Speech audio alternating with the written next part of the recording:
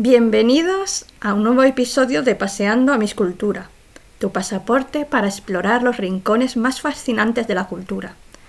Soy María, tu guía en este viaje intelectual y cultural, y hoy te invito a descubrir una entrevista que me ha encantado realizar para este primer episodio de esta nueva temporada.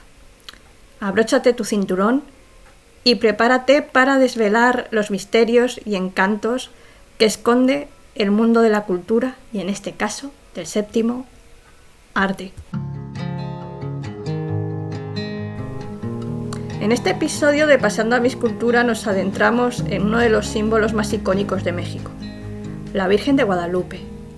Para desentrañar los misterios y significados detrás de esta figura, tenemos el honor de conversar con Jesús Muñoz, director del documental Tonantzin Guadalupe. Juntos exploraremos cómo esta imagen religiosa ha moldeado la identidad mexicana y ha sido objeto de diversas interpretaciones a lo largo de la historia. Comenzamos.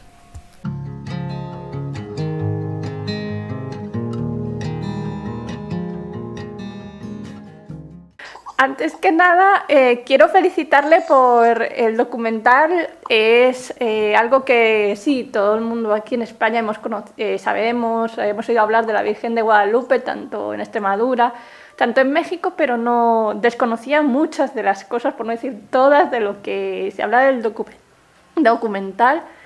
Y mi primera pregunta es, empieza desde arriba, el documental, mirando desde arriba hasta abajo, incluso, o sea, digamos, desde el cielo a la tierra, y termina de la misma manera, en el mismo lugar. ¿Eso lo tenía pensado desde un primer momento? No. Es que el documental, lo que termina sucediendo, en mi caso, por lo menos, es que el guión lo terminas en el montaje, ¿no? O sea, tú vas y filmas y ya una vez que recoges toda la imagen y el material, entonces revisas y piensas qué es lo que se puede hacer, ¿no? Y sí, antes de empezar a montar, sí fue esa la propuesta, ¿no? Así como bien lo mencionas. Que también una cosa es que esté la propuesta y otra cosa es que te pongas a montar y funcione, ¿no? pero en este caso sí nos funcionó, ¿no? Hay algo que me gustó muchísimo, y es que muchos de los testimonios que hablan acerca de la Virgen de Guadalupe dicen que no son creyentes, pero sí son devotos de esta Virgen.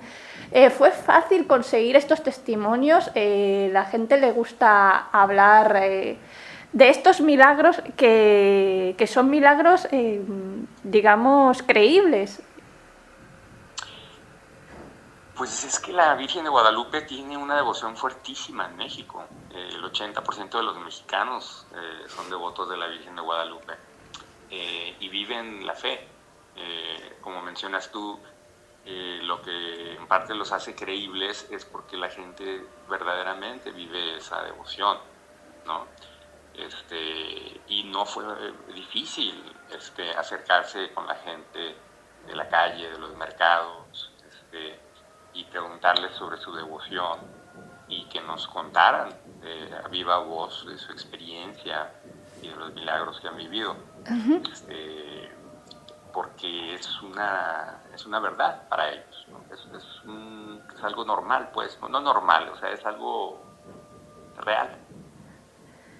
Hay una comunidad, el documental, la comunidad Mije, que me sorprendió muchísimo, lo desconocía, y fue increíble escucharles y verles, ¿no?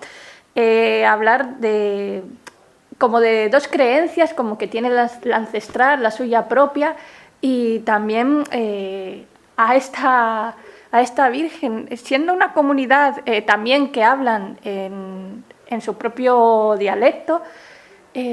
¿Cómo fue acercarse a estas personas y qué es lo que más le llamó la atención de que tengan estas dos visiones o dos creencias al mismo tiempo? Es una comunidad muy difícil de acceder.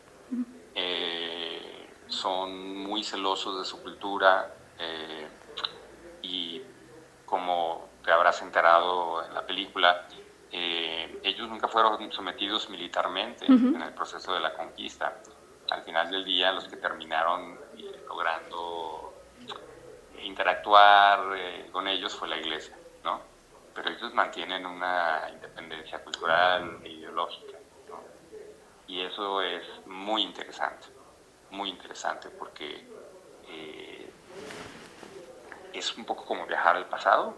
No sé si me puedo explicar, porque te das cuenta que existían otras culturas que tenían una cosmovisión completamente diferente a la nuestra, a la occidental, ¿no? Porque al final del día los mexicanos tenemos una visión principalmente judio-cristiana, ¿no? Por la herencia que tenemos de España. Entonces llegas y conoces estas culturas tan diferentes y es fascinante darte cuenta que hay otra manera de vivir y de concebir la realidad y el mundo, ¿no? Y los mijes son una prueba de ello. Me gustaría preguntarte si esta película fuese una palabra en náhuatl que es, digamos que todavía existe, pero ha cambiado y hay muchas palabras que se han perdido. ¿Cuál sería para ti? Es una pregunta muy difícil porque yo no hablo náhuatl. Pero de lo que conozcas, de lo que sí. Ay, híjole, es que sabes que es muy difícil el náhuatl. Afortunadamente conté con el especialista más importante vivo en náhuatl clásico, que me hizo las traducciones, pero híjole, qué buena pregunta me has hecho, Aunque no me sepa la palabra en náhuatl, yo creo que qué buena pregunta. Me has dejado sin palabras. Me has dejado sin palabras, de verdad, porque es una pregunta. ¿Te la puedo mandar por WhatsApp más al rato? Sí, claro que sí. Me la puedes mandar sin problemas. Es que me gustó mucho cómo suena la sonoridad. También me gustó conocer que es una lengua que aunque ha cambiado, se ha perdido algunas palabras, pero que todavía sigue viva en algunas personas lo hablan, y también es alucinante cómo en las sesiones de casting cómo también los actores y actrices se empapan, ¿no? de esta lengua, de este idioma. ¿Cómo surgió acercarte a estas sesiones de casting? Pues mira, esto partió de una premisa que nos planteamos desde el principio, que fue que ante un tema tan delicado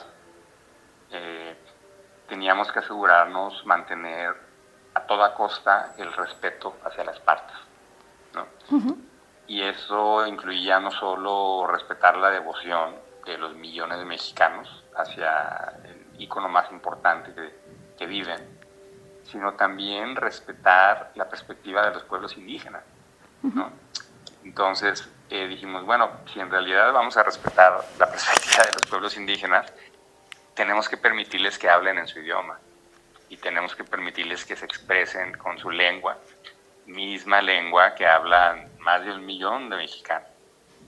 Entonces, desde ahí partió todo, ¿no? Dijimos, bueno, vamos a hacer entrevistas en náhuatl, vamos a preguntarles con qué se sienten más cómodos ellos a la hora de hablar, ¿no? Sí. Lo mismo con los mijes.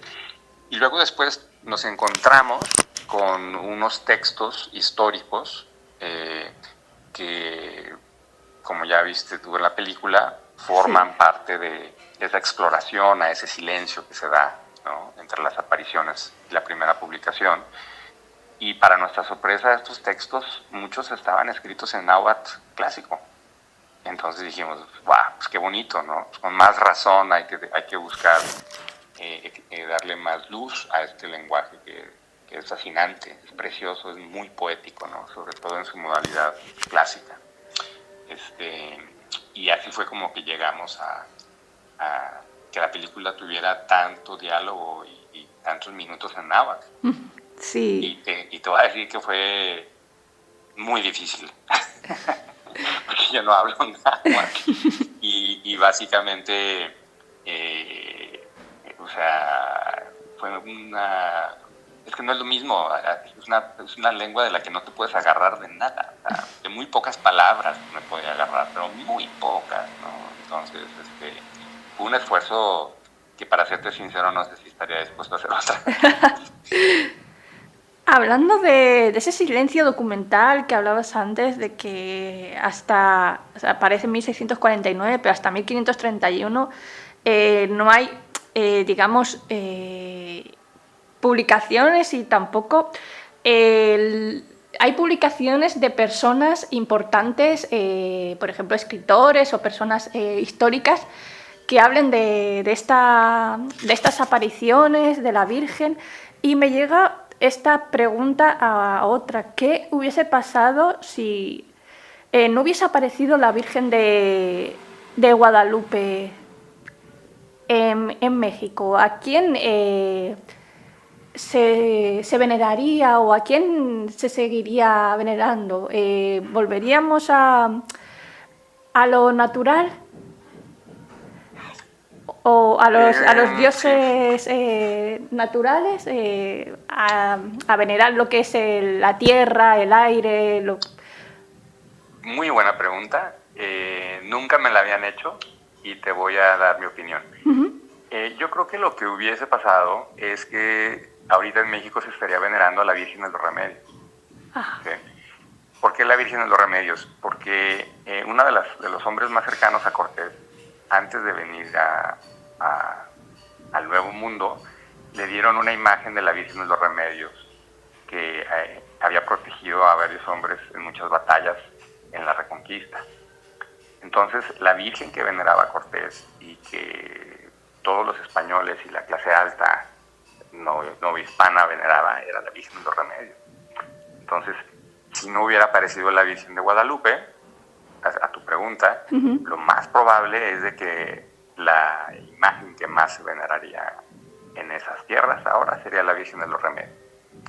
Ahora, a la segunda parte de tu pregunta, sí, si hubiera perdido toda esa cosmogonía y toda esa espiritualidad indígena, definitivamente no se hubiera perdido. Y yo creo que más bien sería un caso en el que se estaría viviendo como lo viste con los mijes, sí, de una manera paralela. ¿Sí? Eso es precisamente, desde mi punto de vista, la grandeza del relato de la Virgen Mexicana de Guadalupe. ¿Sí?